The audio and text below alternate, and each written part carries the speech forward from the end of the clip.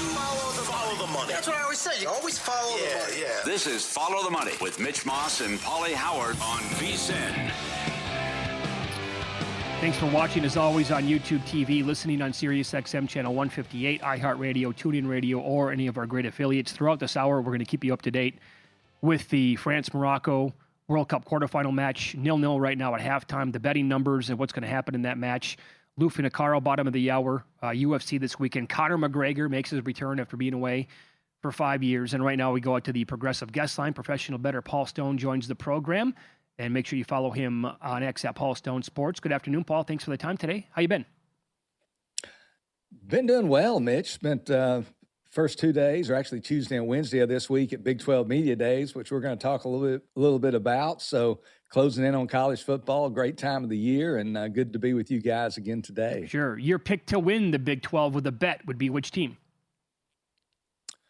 Well, it's going to be, there's nothing really, over the top about it. I think the price, you're used to when you bet these conference futures, maybe you're looking to take double digit or maybe at least, 6-1 or 8-1. But I just think Texas Tech, I was on with Tim and Matt a couple of days ago, and it was plus 117 to win the Big 12 at DraftKings to win the championship game. Now Texas Tech is down to even money or plus 100. And I still think they're just incredible play at that price. There's just so much of a separation between the Red Raiders and the rest of the field, even with their quarterback questions. And you talk about their quarterback, Will Hammond. He tore his ACL late last October, his right knee.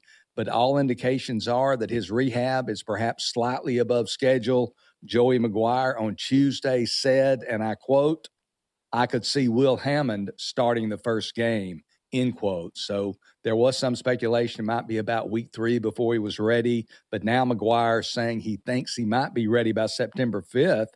And, looking at the Red Raiders, when Brendan Sorsby was still expected to be their quarterback, I only had them power rated 3.5 points higher than with Hammond at quarterback. So I don't see a great distinction between the two. I don't think it's a huge downgrade. Will Hammond, he was a huge recruit out of Hutto High School just outside of Austin. He has started 3 games in his career, started 2 games last year when Bayron Morton was injured, started the 2024 bowl game against Arkansas, if you recall. So Will Hammond, once he gets repetitions, if he can stay healthy, and that's a big if, but if he can stay healthy, he might turn out to be as good or maybe even a better quarterback than Brendan Sorsby. So I think Tech is in real good hands. They play Houston in week 3. They're in Lubbock. I have them favored by 13 points in that game. Every other game, I have them favored by 14 points or more. So they're going to be a double-digit favorite in all 12 games. I just can't see them not making the Big 12 championship game, and they'll be favored if they do. So I think even money on Tech to win the championship game in the conference is just a really good bet. Yeah, that's incredible. I'm glad that you said that. I have that in pocket already. What's their ceiling beyond the conference then? Are they a version of last year's Indiana team? Could they make the semis? Could they maybe play in the national title game? Well, I think we all kind of have visions of when they fell flat on their face against Oregon, got beat 23-0, couldn't muster hardly any offense. But, it's a different year and a different team. And, again, I think it really is so contingent on how Will Hammond performs at that quarterback position. If he turns out to be I'm not even saying, a minor liability. If he turns out to be a positive, if he turns out to be a player as he gets repetitions, because, again, we really don't know who he is under the brightest of lights. If he turns out to be a player, I could see Texas Tech making a run in the playoffs because they're so talented throughout the roster. I mean, there are other 21 positions, but besides quarterback, they really have few questions. They have all conference players littered throughout their lineup. They have difference makers at key positions. Just a big time roster. So if Hammond comes through and plays, I could see Texas Tech, winning a game or two, perhaps in the playoff and maybe going beyond that. All right. That's the top of the conference. At the bottom, and this is staggering. And certainly when a coach leaves and he takes some of his players with him, it's an unmitigated disaster. Phil Steele has Iowa State in last place. You want the win total under, but you think you're one of the worst teams, team in a power conference in college football? Yeah, I mean, I look at the Power 4 structure, looking at it earlier today, I think they're probably in the bottom 5 or bottom 6 teams in the entire Power 4 structure, rather. You know, Matt Campbell spends 10 years there in Ames, leaves as the all-time winningest coach, going across country to Penn State. And when a coach takes a job, he obviously takes players with him.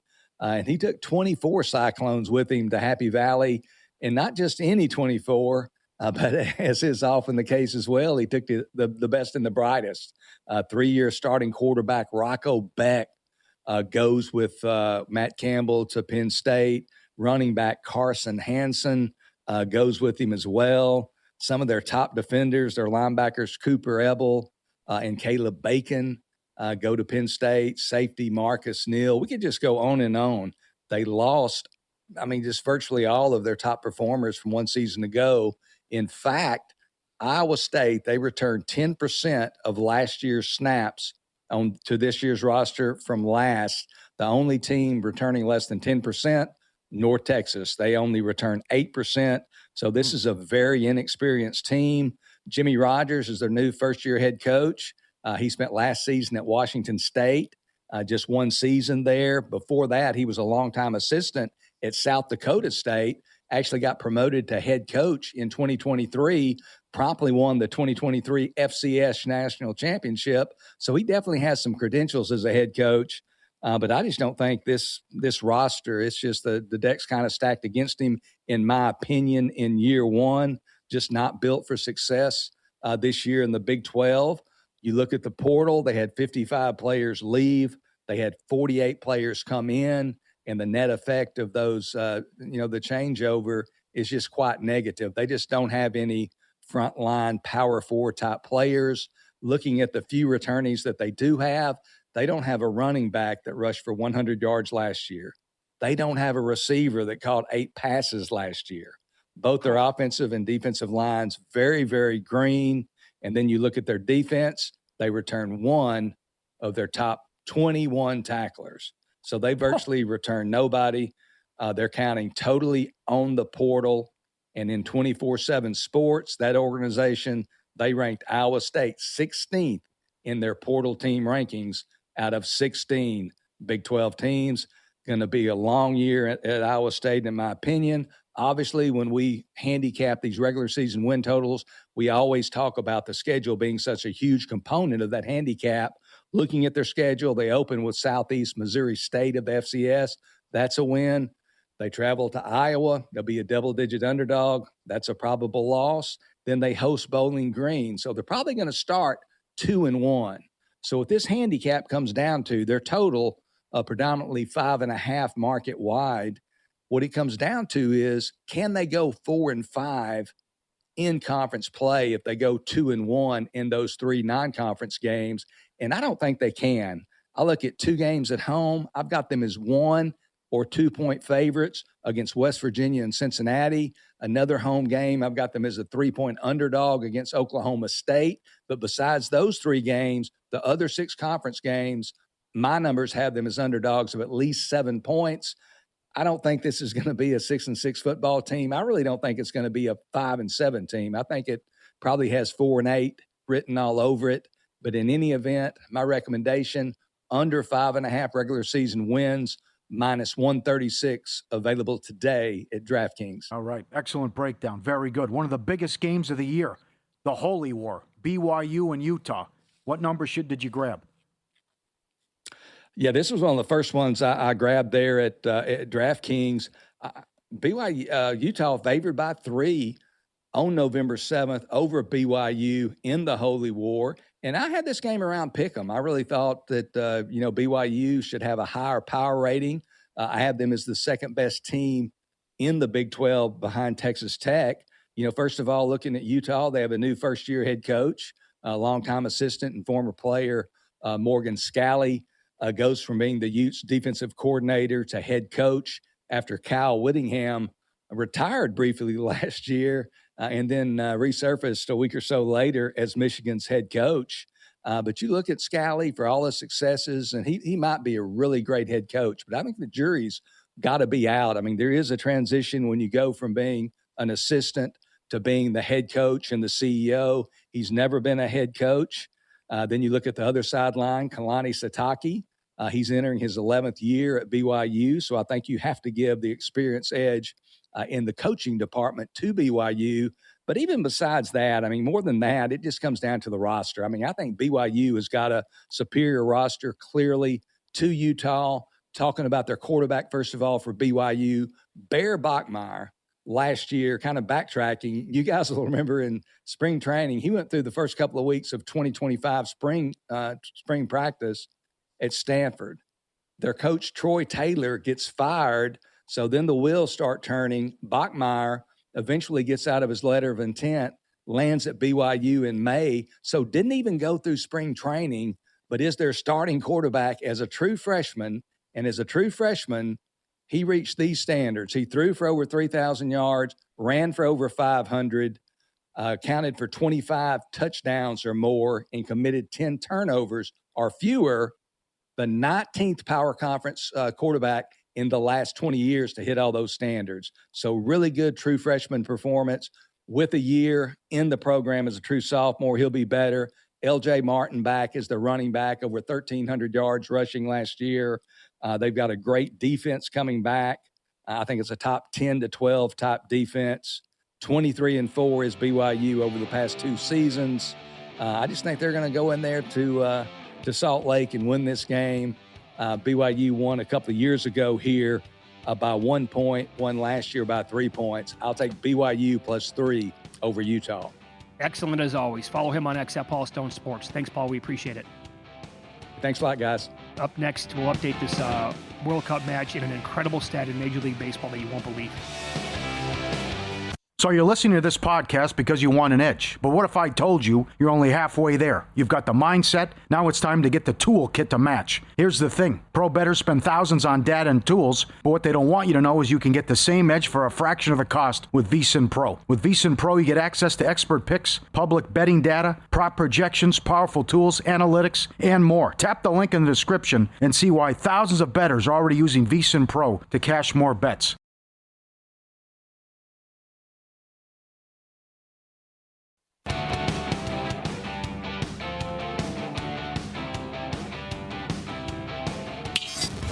This is Follow the Money on VSiN. No score. World Cup quarters. Morocco, France. 0-0, Paulie, into the 51st minute. Possession, about equal again. Morocco actually has 2 shots in this half to 0 for France, but no shots on goal. 1.5 even money on the under. To go to penalties, 5-1. Mm-hmm. All right. Juicy here. A little concerned. France to qualify is going to be squeaky bum. It appears that way. Morocco has turned things around here a little bit to begin the second half. They look a little bit better than they did in that first 45-plus minutes. Major League Baseball. So I brought this up to you and Mike Palm yesterday on the show. And you can bet on this stuff. And DraftKings, FanDuel, other books, they'll keep it up when a pitcher has a no-hitter going. Like yesterday, we were live on the air when Dylan Cease had one going into the 9th inning, and then the first batter in that inning, he gave up a single, and that was it for him. Fun to talk about overall. Maybe betting it is, a big shot would come in through the year, live anyway. But Jared Jones, who was he was a phenom coming up with Pittsburgh, hurt all of last year. He was on the mound last night. He had a perfect game going through 6 innings, and he was yanked. This is what I told you and Paul. Like if teams don't care, managers don't care, I'm done. I personally don't care. Just happened with the Marlins. Here's the deal. Think about this. Unbelievable tweet from Jeremy Frank. A pitcher pulled with a perfect game of 6+ innings from 1901 to 2015, 0 times in 115 years. From 2016 to 2025, 3 times in 10 years. This week, 2 times in 4 days. It's not a big deal. I don't even want to see them celebrate when it happens anymore. They're kind of ruining this for everybody. Yeah, I know. It stinks. Russo was anti-combined no-hitter as well. But you're pulling guys 6-7 innings in, and I think we've kind of gone overboard with the worry of innings and arm injury and all the other business. Sure. But it's just... how many are we going to see? Like a guy completes the whole game. It was great what Cease did, and they let him go out there over 130 pitches, almost 130 pitches. But it's unfortunate what's happened. I know they offer it every single day at DraftKings, and also Caesars and Will Hill. But it just seems like it's I would say I would table the celebration as well. It'd be a subdued celebration if you're talking about 4 guys. It takes 4 guys to get the job done. Yeah, it's not even. It takes away from it. Again, I brought this up before. That's the old John Campanera bit.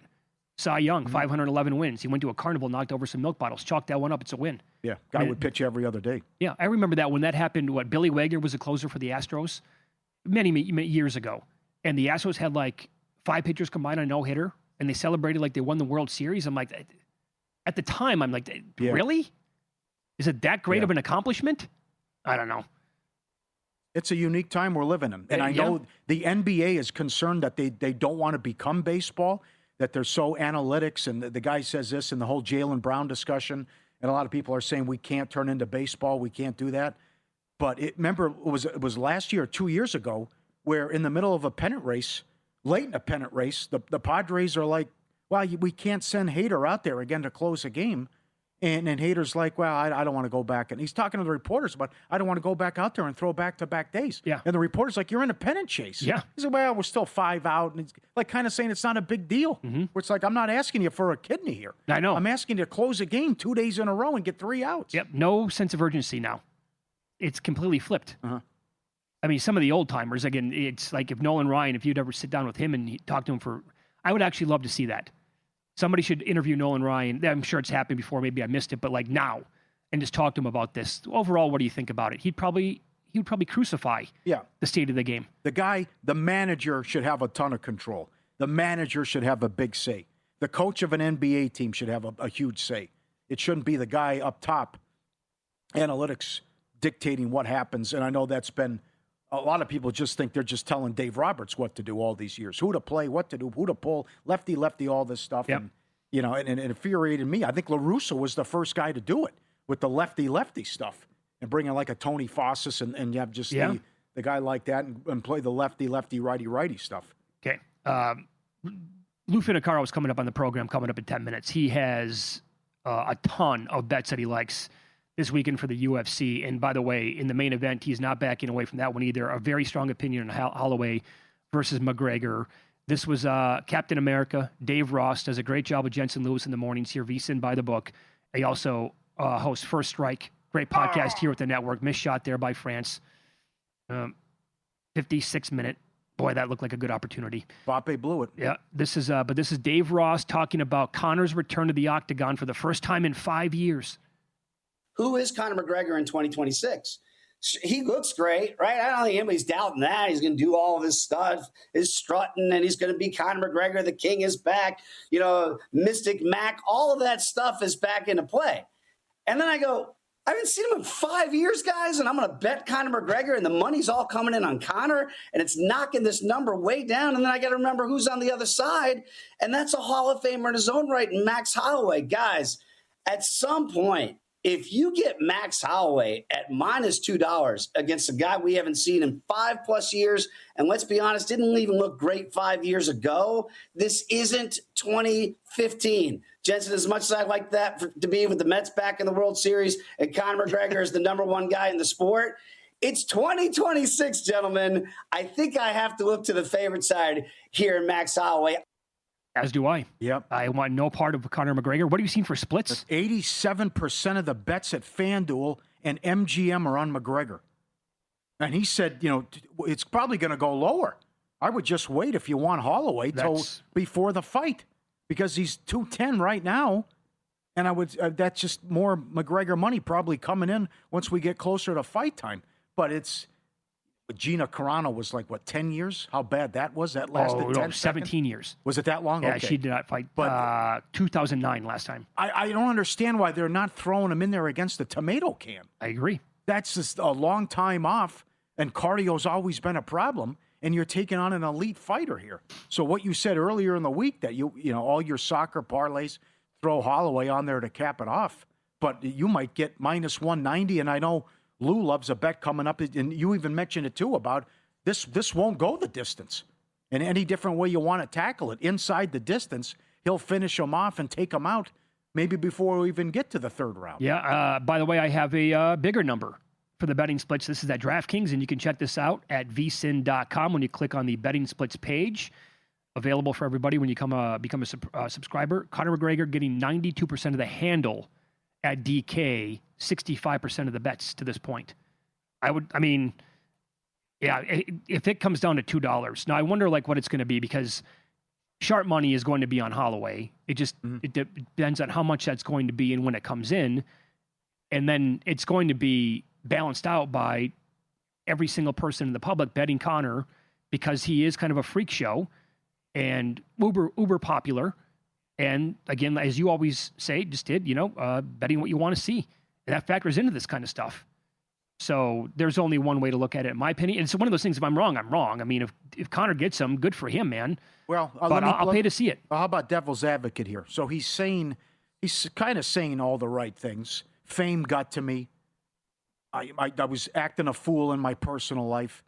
Kind of like Mike Tyson. I wasn't taking the opponent seriously. I wasn't hardcore into training. Mm-hmm. And now, I'm back and I'm taking it serious again, and I'm ready to go.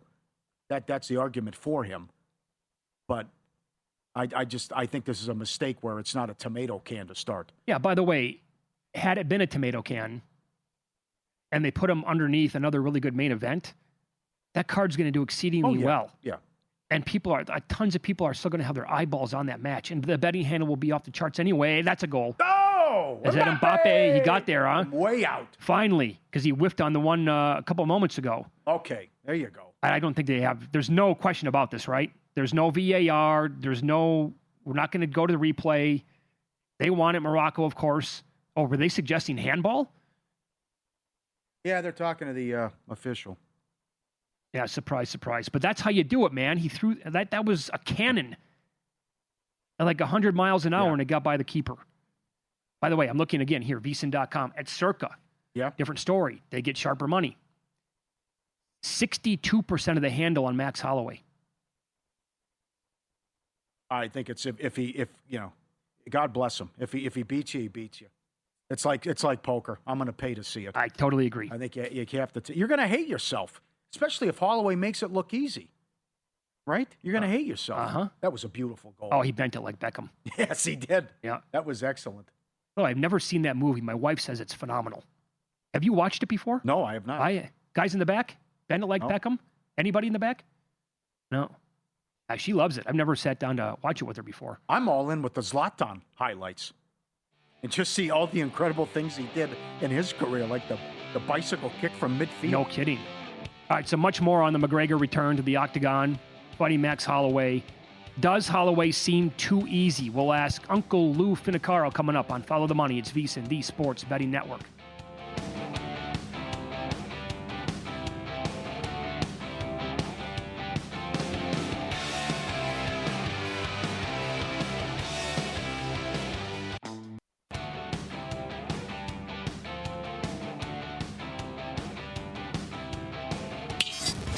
This is Follow the Money on VSiN.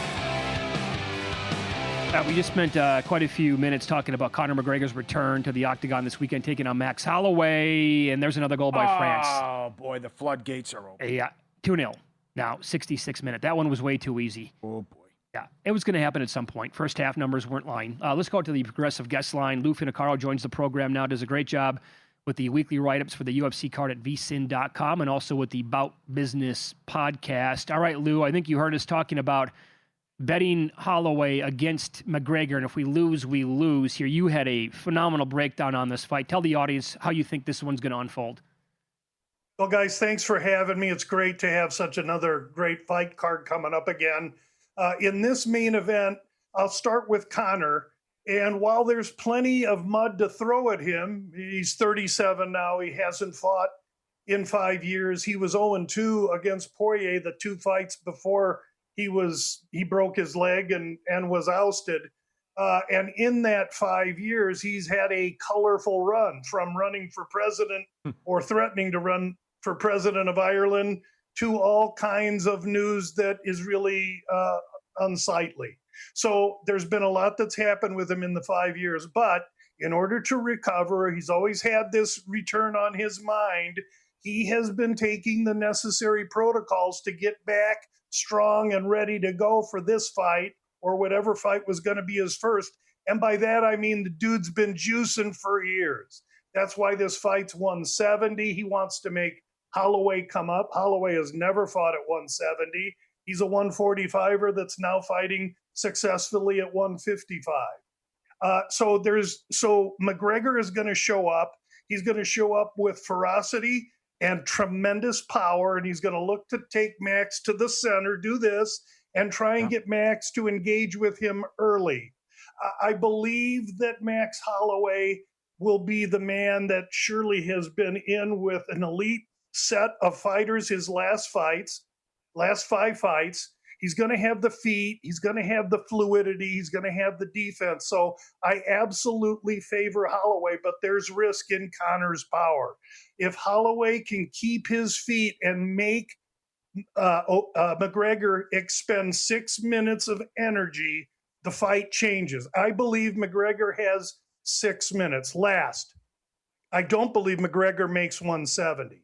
I believe that he'll come out at 73, 74. He'll make Holloway uncomfortable, make him fight even higher. Meanwhile, Conor doesn't have to cut the weight.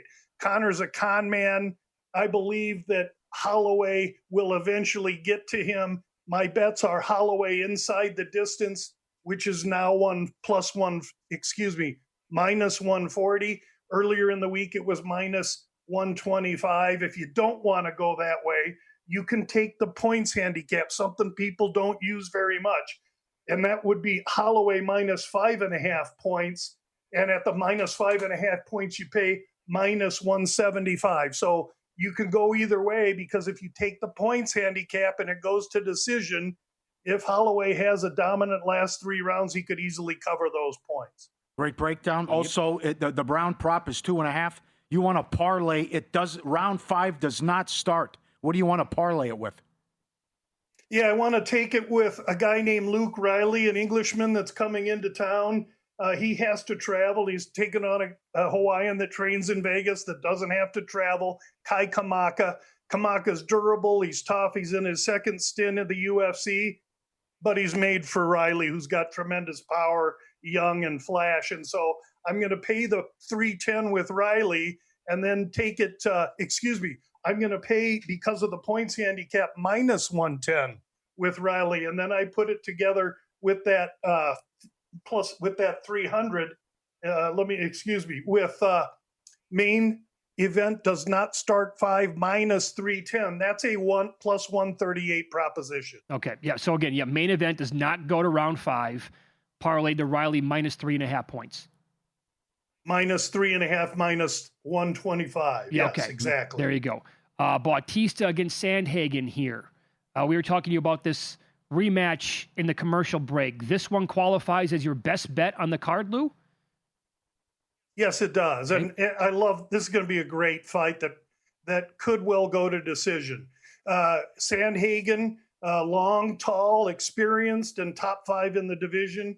Bautista, shorter, more compact, and on a complete and total tear his last 5 or 6 fights.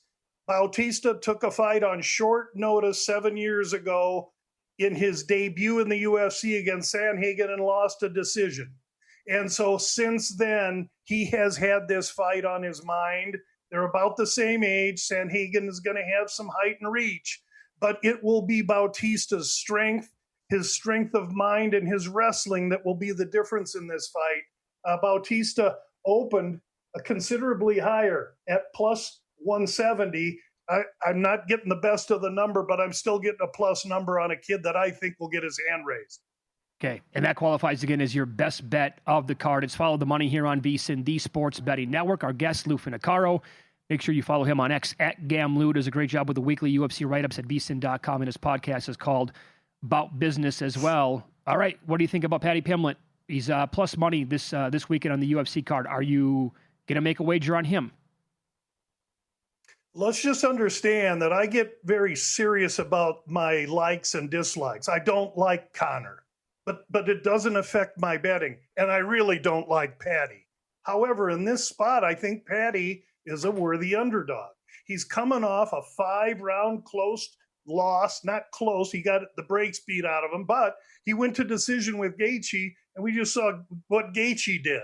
And Pimblett now, that was a 5-round fight, turns around. He's huge for the division, gets a 3-round fight, and takes a guy on in Benoit Saint Denis that he'll be a little bit larger than. Now, Benoit Saint Denis, a French paratrooper, totally focused, strong as an ox. However, he's got 6 or 7 minutes of dominance in him before he begins to wane a little bit.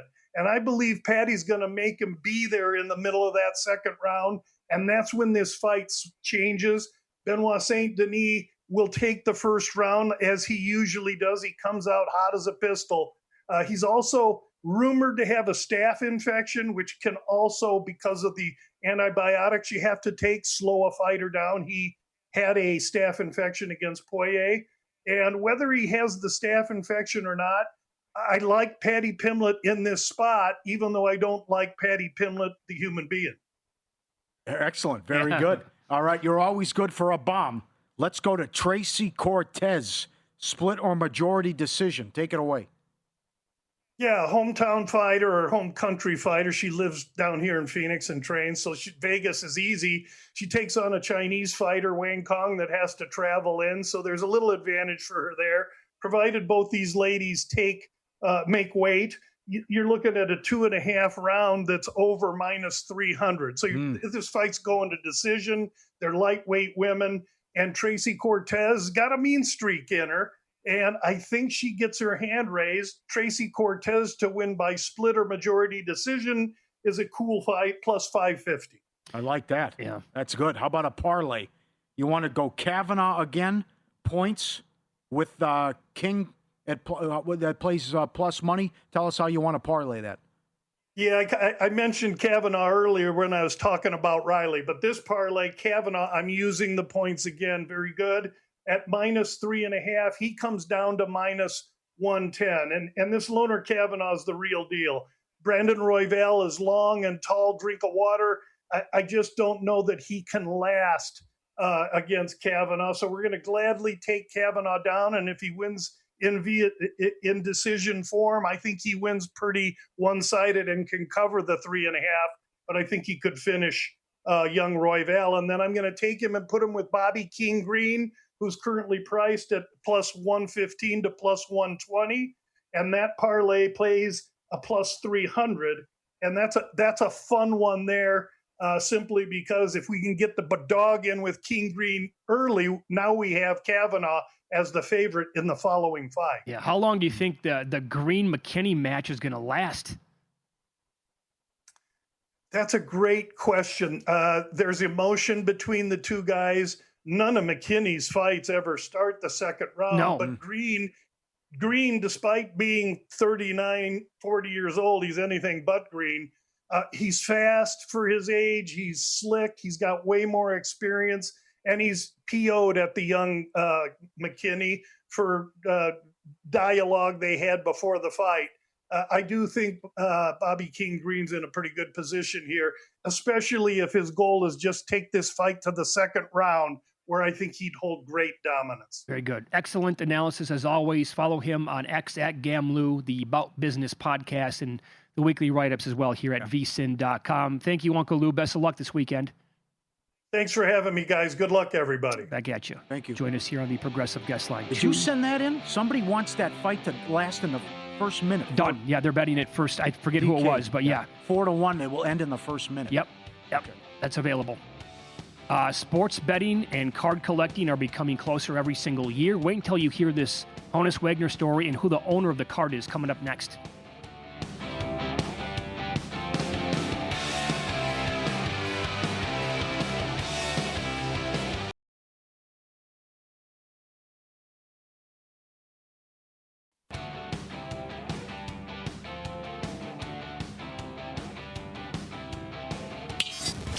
This is Follow the Money on VSiN.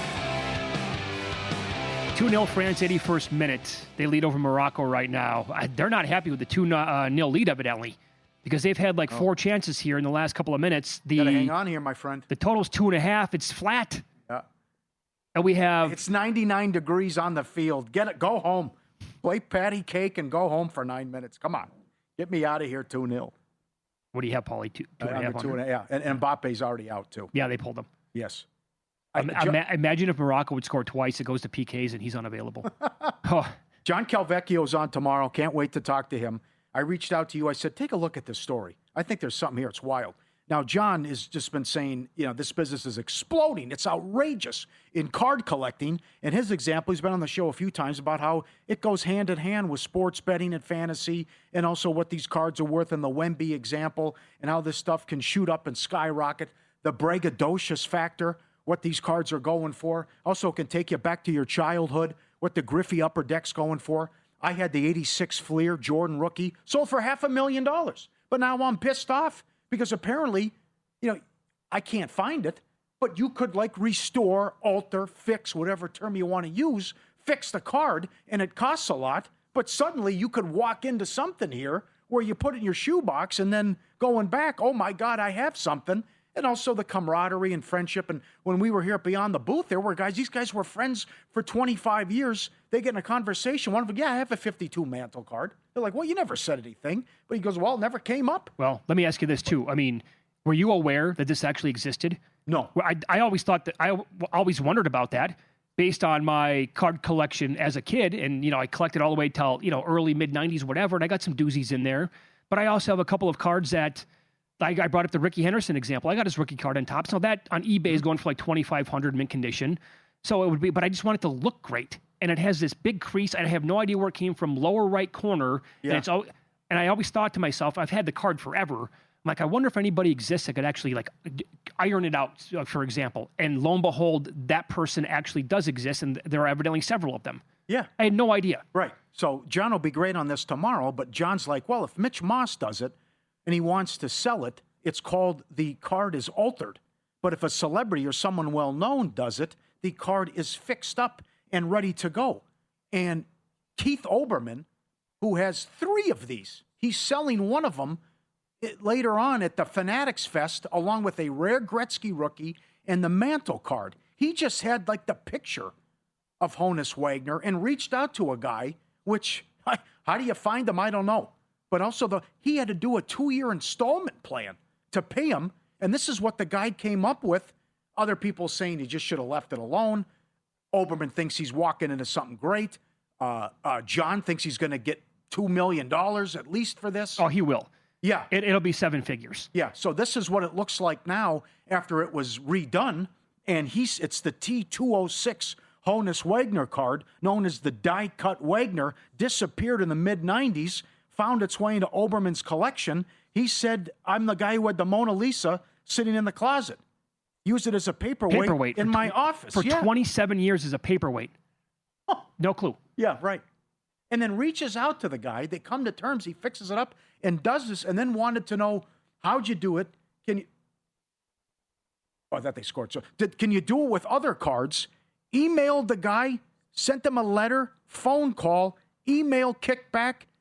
Nothing with the letter, phone call, nothing. The guy disappeared. Yeah, think about this for a second. So Olbermann tells a story that he went on a trip for Fox to the Super Bowl. He's gone for a couple of weeks. He came back, got the card out of his safe in Southern California. He looked at it and he said, this is just unbelievable. Literally, it's almost unbelievable. He needed to know how this person did this. He wanted to see the guy's studio. Yeah. Which is something that they had actually discussed during the restoration. And I have no idea how long this takes, actually, by the way. Do you? Yeah, no kidding. I don't think that was pointed out. No. And also, I'm guessing the person who restores the cards, it's going to be based on how much he thinks the value of the card would be worth, right? Yeah. So he's going to charge more based on the monthly plan here for 2 years to Olbermann because it's Honus Wagner compared to a Griffey rookie card. Right. Well, look at that. Can we back up? What do you think that would be worth? What Olbermann originally had? Look on the left. What is that worth? Because we showed it earlier with the catalog. All these, the best ones, $6 million, $5 million. There's a ton of them that are worth 2, 3, 1.5 million. Just to have the slab, the thing on the left, I don't know what that's worth. Some people are arguing he should have left it alone. But now you have the complete card now, even though the color's off on what this guy did to Olbermann, and he's like a kid in a candy store. And what do you think he's going to get when this goes up to auction? I think the altered card or the restored card is much better. Yes. The one where it looks like you were 4 years old and you took a pair of scissors to it. Right. To cut the border around him. I don't know. But I could be dead wrong on that. Well, the other thing is, I don't know if integrity is the right word, but and it's a big deal now, but it's in the Hollywood Reporter, and I retweeted the article up there on X for everyone to read. But it's like, do I tell you? I have to let you know. And it goes back to also market manipulation and also the shady tactics that goes on in this industry about how many people you walk in. He said, John's going to this card show in Chicago. He said there will be billions of dollars there traded and what these cards go for. There's guys walking around with backpacks with millions of dollars. Yeah. I'll believe anything, really. Yeah, sure. I show up with some card that's altered. I don't tell you. You don't know. And what then this kind of ties into it, right? You already pointed this out. But again, the way it's written from Olbermann, he called the guy, phone disconnected, emailed, bounced back, wrote a letter, came back, not at this address. That's unreal. Like, I'll do the job for you. You're going to pay me off over 2 years. But after that, I'm a total ghost. Like MI6? Like, yeah. is it illegal? Why would it be illegal? This should be encouraged, I would think. But I've been out of this business for a long time. With the amount of money that's on the line, yes. I think that it should, if it's allowed, then yeah, it's encouraged and say, hey, but then I'm also pissed off. Like, I had that Jordan card. Yeah. All I had to do was have a guy tinker with it and maybe adjust the edge, and all of a sudden I'm golden. So ready to go. Yeah, this is one of three. He did point out another attempt by France. Good job by the keeper there, holding that one off for you. Keith did point out that a lot of the money here, and he does an unbelievable job with this, yes, he is going to go to help people out with who need help paying off surgeries for their dogs. And he promotes that, and it's like trying to get people to. He's amazing, right? He's and excellent. I can speak to this, by the way. I literally I went through this with my dog Dexter 4 years ago, but now Mickey, she's 13 years old, small dog, Shih Tzu Terrier mix. She started limping a couple of weeks ago, heavily on the hind left leg. Took her in. It has to be it's called a specialty surgery that she needs on her left leg. The first estimate that I got, between the low end is $5,700, the high end is $6,400. This is not cheap. Yeah. I know he lost his way. He's crazy with the politics, but with the dog stuff, it's excellent. Oh, he's amazing. He'll point out something. Hey, get to Long Island. This dog has 48 hours to live. It needs your help. Here it is, tweeted out. This dog was lost in Brooklyn. We're looking to help to find her. All this. He's excellent with that stuff, and that's where he says a lot of the money is going to go to after this as well. But you're exactly right about what you're looking at and how much this stuff costs as well. This should actually, you know what? I bet you a prediction market, Profit X, whichever one, Kalshi, they should probably put up like how much will this fetch? I'd be intrigued by that. It's outrageous. It's also like the braggadocious factor of like, hey, I have this. I'll tell everyone, and I'll overpay for it, and then it's just okay. Then down the road, my friend will buy it from me if I get sick of it, and he's also saying the right things about this doesn't belong at this belongs in like kind of for a collector. It's like I don't need this. Well, he also, let's be honest here, he kind of stumbled on this as a paperweight. Didn't even know about it for 27 years, and then, oh, by the way, can this be restored? Yeah, it can, and the guy's brilliant at his job. Okay, I never really appreciated it for 3 decades, and now it looks amazing. Somebody who wants it and is willing to spend money on it, I can help out dogs. Yes, good deal. I also know when it goes back to Bruce McCall and Wayne Gretzky, like when they bought, I thought there was only like a couple of these in existence. Oh, I had no idea. That's what we were led to believe when we were younger. Oh, yeah, no kidding. Yeah, who knows how many are out there, I guess, right? But we never had this before. I think when Gretzky bought it, a couple 100,000, maybe $1 million. But now when you're talking about $5-6 million for a baseball card, that's when also you see people coming out of the woodwork, and a lot like the 52 Mantle card too, where I had this or I have it, and it doesn't even matter if it's in mint. Even if it's a 7 or graded an 8, I'm golden. Has that ever intrigued you, by the way? Like when the X hit megabucks and you guys just, all of a sudden, you hit a button, and here's $17 million. Would you guys have spent money on like memorabilia or paintings or art or anything like that? I bought a nice Gretzky piece, autographed jersey, but card stuff, no. Because I did that in my childhood. Growing up as, the kids collecting that stuff, but then it never became of anything. And then to think it'd be at this prices? I know. 30 years later? Yeah. I'd say you're crazy. We've actually, Lorraine and I, like at silent auctions to help support like high schools and other things around here in town. We've purchased some pieces of art that are like $500, $700, whatever. They look great, and these kids are amazing artists or whatever. But would I be obsessed if I'm worth $150 million? Would I be obsessed with this kind of stuff? Like, Paul? Would you have 19 cars? Never. We will update this match from Boston coming up on Follow the Money. It's Feast, and will Morocco score? The Sports Betting Network.